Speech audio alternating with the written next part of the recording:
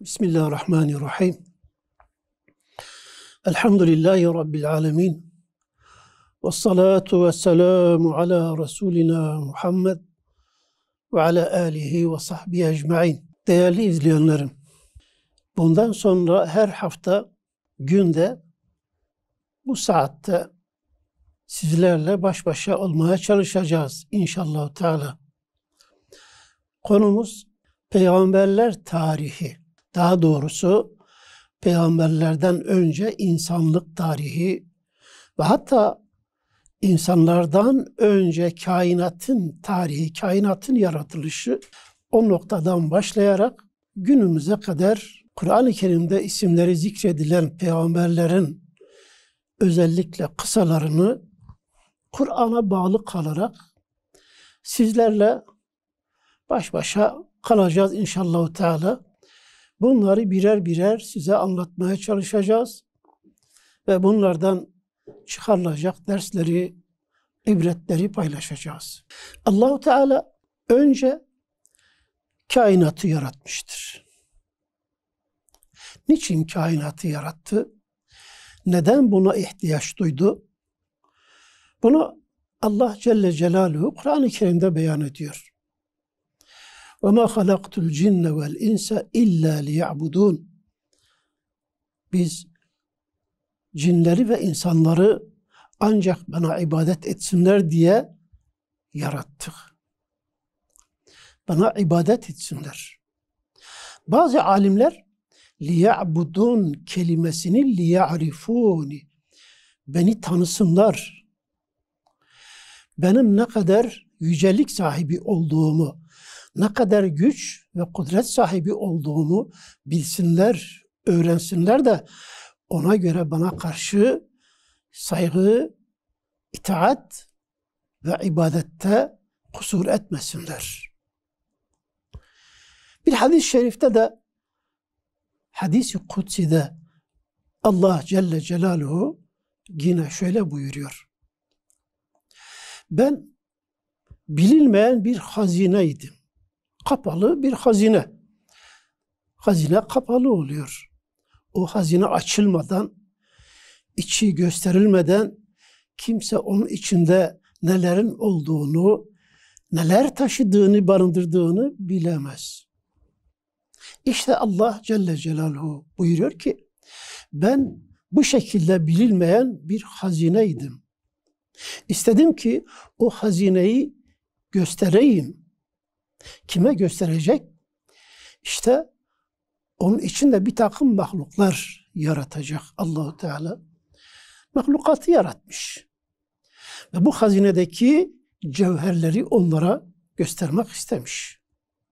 Yani yarattığı kainatı, bu kainatın muhteşemliğini, bu sanatın asıl sahibini tanımaları için mahlukları yaratmış ve bu hazineyi onlara göstererek, yani kendi gücünü, kudretini, maharetini, yüce sanatını bunlara tanıtmış ve bu şekilde takdirini almak istemiştir. Nasıl ki bir insan harika bir sanat yapıyorsa, o sanatını mutlaka birilerine gösterip beğenisini almak ister. Bak şöyle bir şey yapmışım. Şöyle bir makine icat etmişim. Bu makinenin şöyle maharetleri vardır. Şöyle meziyetleri vardır. Gösterip onların beğenisini, takdirini kazanmak istiyorsa, aynı şekilde Allah-u Teala da bu kainatı, yani yarattığı bu muhteşem sanatı insanlara, cinlere, meleklere göstermek istemiştir. Ki bundan dolayı Allah-u Teala kulları yaratmış. Kullar daha çok akıl sahibi veya irade sahibi olan insanlar ve cinlerdir. Sonra sadece irade sahibi meleklerdir. Nefis sahibi olmayan meleklerdir. Bunların dışında başka mahluklar da var. Onlar da Allah-u Teala'yı tanıyor. Hayvanlar var. Haşereler var. Ve bizim cansız sandığımız Dağlar, taşlar, gezegenler, ay, güneş. Bunlar hepsi canlı. Bunlar hepsi Allahu Teala'yı tanıyor ve onun emriyle hareket ediyorlar.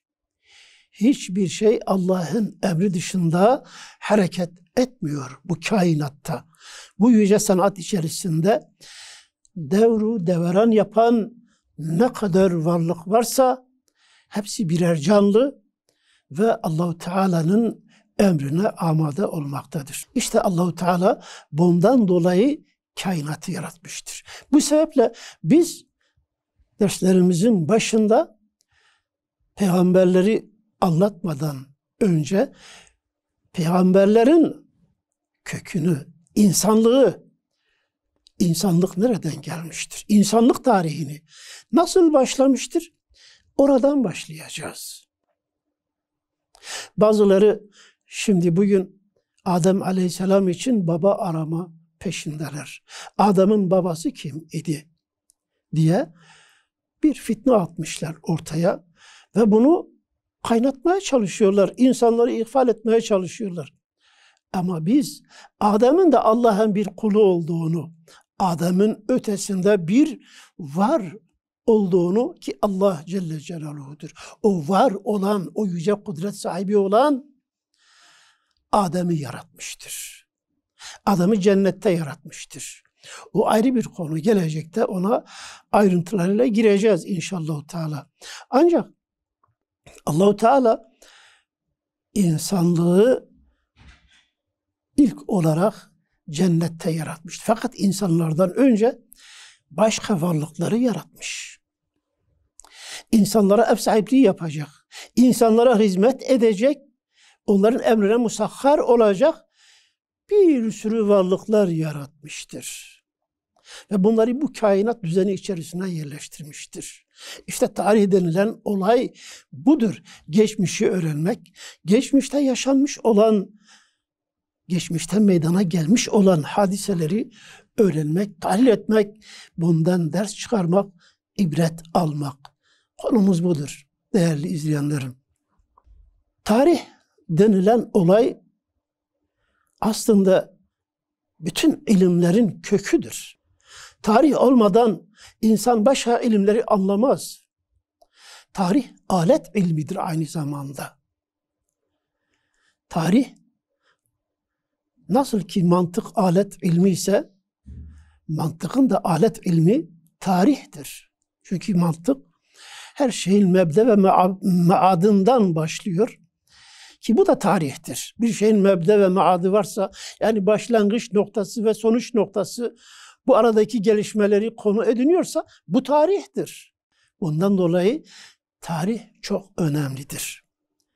Ve tarihin gerçek anlamı geçmişte yaşanan hakikatleri, olayları olduğu gibi günümüzdeki insanlara aktarmaktır. Bazıları tarihi kendi zanlarınca, özellikle materyalist kesim, bunlar tarih öncesi, tarih sonrası diye hatta bir ayrım yapıyorlar. Nasıl tarih öncesi ve sonrası olur?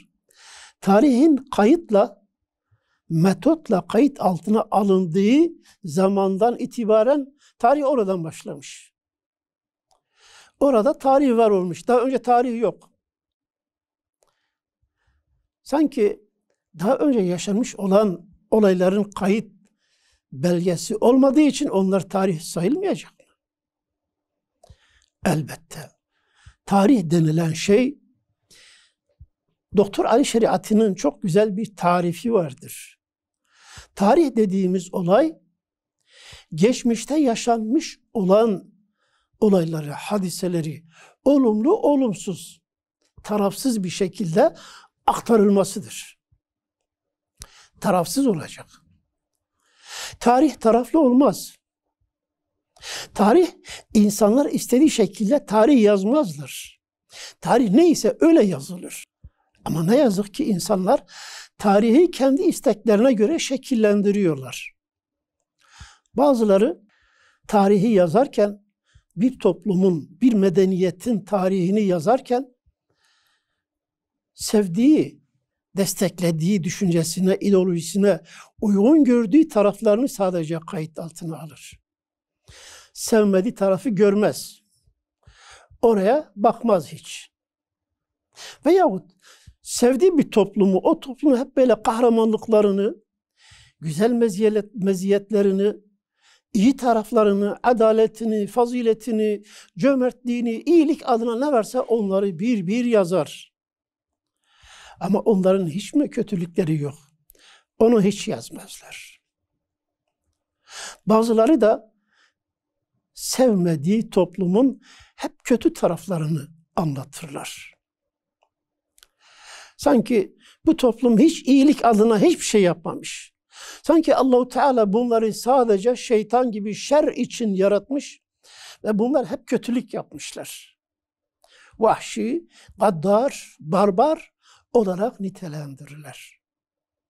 Çoğunlukla Avrupa menşeli yazılan tarihler bu minvaldedir. Yani taraflı bir tarihtir. Bu tarih olmaz değerli izleyenlerim. Buna tarih denilmez. Neden?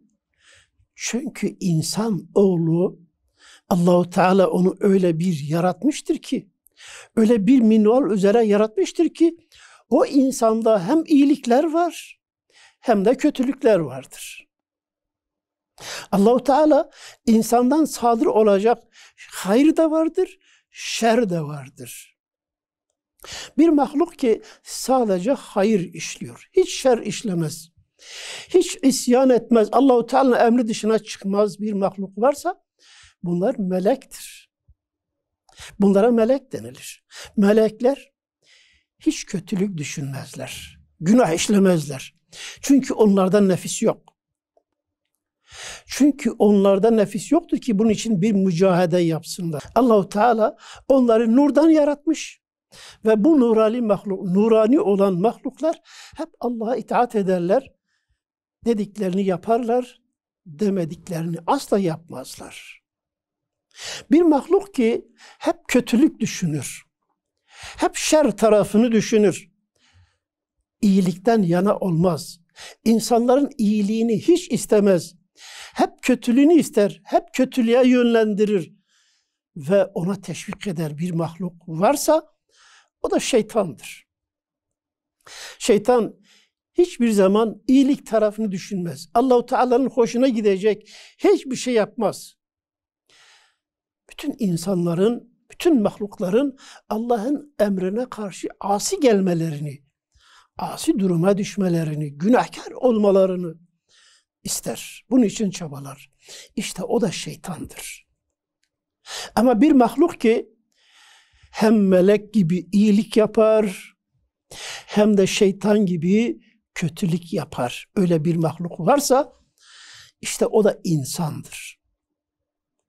İnsanda iki cihet vardır. Bir rahmani cihet vardır, bir de şeytani cihet vardır. Bazen rahmani tarafı daha iyi gelişir, öne çıkar. Bazen de şeytani tarafı öne çıkar, daha iyi gelişir. Bu insanın nefsiyle alakalı bir meseledir. Allahu Teala insana bir nefis vermiştir ki o nefis hem kötülük yapmaya, hem hayır yapmaya, hem de şer yapmaya kabildir. Nefsi onu hangi tarafa çektiği zaman o yöne gider. Dolayısıyla kötülük yapmayan bir insan yoktur. Hiçbir insan kötülükten masum değildir. Peygamberler eğer onlara masumiyet izafe ediliyorsa Allahu Teala onları koruduğu içindir. Yani Allahu Teala onları korumasaydı onlardaki nefis, onlardaki insanı uyarıcı olan hisler onları da kötülüğe sevk eder, onlar da kötülük yaparlardı. Ama onlar öyle bir noktaya geldiği zaman Allahu Teala tarafından korunduğu için hemen bir uyarıyla uyanıyor ve geri dönüyorlar. Eğer Allahu Teala onları uyarmasaydı o peygamberler dahi kötülük yaparlardı. Ama Allah kendi tarafından onları korumuştur. Çünkü onlar örnek insanlar. Bütün insanların örneği ve rehberi olması hasebiyle Allahu Teala onları kötülüklerden korumuştur. Onların dışında bazı insanlar peygamberlere yakın, masumiyete yakın olabilirler. Çok güzel nefsini tezkiye eder, arındırır, kötülüklerden arındırır, Allah'ın emrine koyar ve peygamberin yolundan, peygamberin varisi olarak bir yol izler. Buna rağmen bunlar da günahtan beri değildir. Günah işleyebilirler. Günahları vardır. Ama o günahtan sonra tövbe eder, Allah'a yönelirse Allahu Teala o kulun hiç günah işlememiş gibi bağışlamasını yapar. Affeder. Yeter ki ona tekrar geri dönsün. Günahından pişmanlık duysun. Bir daha o günahı işlememek üzere karar versin ve Allah'a verdiği sözü üzerine dursun. Allahu Teala o kötülüğü affeder, sanki yapmamış gibi olur o kul. Bu da Allahu Teala'nın insanoğluna verdiği bir lütuftur. Niye? İnsan çünkü bir mücadele ediyor. Bir mücahede ediyor. Nefsini yenmek, nefsinin arzularını kendi imanının emrine, Allah'ın emrine koymak için bir mücadele vermektedir. Bir savaş vermektedir. İnsanın nefsi, kalbi bir savaş alanıdır. Yani insandaki ruhi melekeler vardır, rahmani melekeler var. Bir de şeytani hisler de vardır. Çünkü her insan iyilik düşündüğü gibi kötülük de düşünüyor. Onda nefis vardır. Onda şehvet vardır. Onda üstünlük hırsı vardır. Ona tegallüp arzusu vardır. Ona yeme içme ihtiyacı vardır. Dolayısıyla insanları tahakkümü altına almak, kendine hizmet ettirmek için insanda sürekli bir nefis vardır ve bu nefsi sürekli tahrik eden bir şeytan vardır. Her insanla beraber hiçbir zaman ondan ayrılmayan bir şeytan vardır. O şeytan hep onu kötülüklere teşvik eder. Ama onu iyiliklere teşvik eden de melekler vardır. Bunları biz göremiyoruz. Ancak biz hissimizle onları fark ediyoruz. Bir hayra yöneldiğimiz zaman hemen o hayrı yapma başındayken kötü bir his aklımıza geliyor. Biz anlıyoruz ki bu his şeytandandır. Bizi o hayırdan alıkoymak için, bizi meşgul etmek için o şeytan devreye girmiş, bizim dikkatimizi başka yere çekmek istiyor. O ibadetteki huşuumuzu, o ibadetteki zevkimizi kaçırmak için, sevabımızı zayi etmek için şeytan ve nefis ittifak halinde bizimle mücadele etmektedirler. Bu itibarla Allahu Teala insanı bu minval üzerinde yarattığı için insana mükafat vaat ediyor. Bu savaşı kazananlara büyük mükafat vaat ediyor. Bu savaşı kazananlara cennet vaat ediyor. Kendi hoşnutluğunu vaat ediyor. Bunu kaybeden şeytan gibi, evet, kötü yolu seçen ve nefsinin havasına uyan, şeytana uyan da Allahu Teala şeytanı cehennemde teadip ettiği gibi, azap yerine koyduğu gibi onu da şeytanla birlikte orada cem edecektir. İleride biz Adem Aleyhisselam ile İblis kıssasını anlattığımızda bu konuyu daha ayrıntılı, detaylı bir şekilde izah etmeye çalışacağız inşallah Teala.